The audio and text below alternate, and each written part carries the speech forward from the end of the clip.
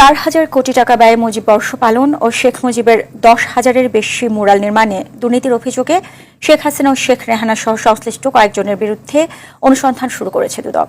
এছাড়া শেখ মুজিবুর রহমান মেমোরিয়াল ট্রাস্টের 16,12,50,000 টাকার ফিক্সড ডিপোজিট জব্দ করার আদেশ দিয়েছে আদালত।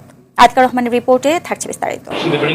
শেখ মুজিবুর রহমানের জন্মশতবার্ষিকী উপলক্ষে আওয়ামী লীগ সরকার রাষ্ট্রীয়ভাবে ঢাকা সহ সারা দেশে মুজিব বর্ষ পালন করে। এতে ব্যয় করা হয় 4,000 কোটি টাকা। সারা দেশে নির্মাণ করা হয় শেখ মুজিবের 10,000-এর বেশি মুরাল। মুজিব বর্ষ পালনের নামে শেখ হাসিনা, শেখ রেহানা ও তার পরিবারের সদস্য এবং সরকারের ঊর্ধ্বতন কর্মকর্তারা ব্যাপক আর্থিক দুর্নীতি করেছে বলে দুদকের প্রাথমিক অনুসন্ধানে উঠে এসেছে। শেখ হাসিনা, সাবেক প্রধানমন্ত্রী এবং তার বোন শেখ রেহানা সহ অন্যান্যের বিরুদ্ধে রাষ্ট্রীয় কোষাগার হতে প্রায় 4,000 কোটি টাকা ব্যয় করে মুজিব বর্ষ পালন এবং শেখ মুজিবের 10,000-এর বেশি মুরাল ও ভাস্কর্য নির্মাণ করে অর্থ অপচয় ও ক্ষতি সাধনের অভিযোগ সংক্রান্ত একটি অভিযোগ অনুসন্ধান চলমান রয়েছে।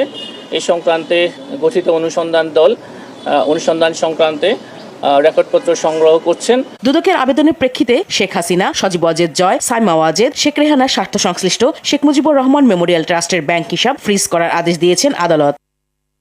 এদিকে দুদক চেয়ারম্যানের সঙ্গে সাক্ষাৎ করেছেন এনসিপির উত্তর ও দক্ষিণ অঞ্চলের মুখ্য সংগঠক হাসাত আব্দুল্লাহ ও সার্জিস আলম। পরে তারা সাংবাদিকদের বলেন, কিছু ব্যক্তি ও প্রতিষ্ঠানের দুর্নীতির অভিযোগ জমা দিয়েছেন তারা। এগুলো হচ্ছে এখনো পর্যন্ত কনফিডেন্সিয়াল, জানা যাবে, মিডিয়াতে আসবে। এই দুদককে ব্যবহার করেই কিন্তু অনেককে সাম্রাজ্য তৈরি করতে সহযোগিতা করা হয়েছে একদম কালো টাকার।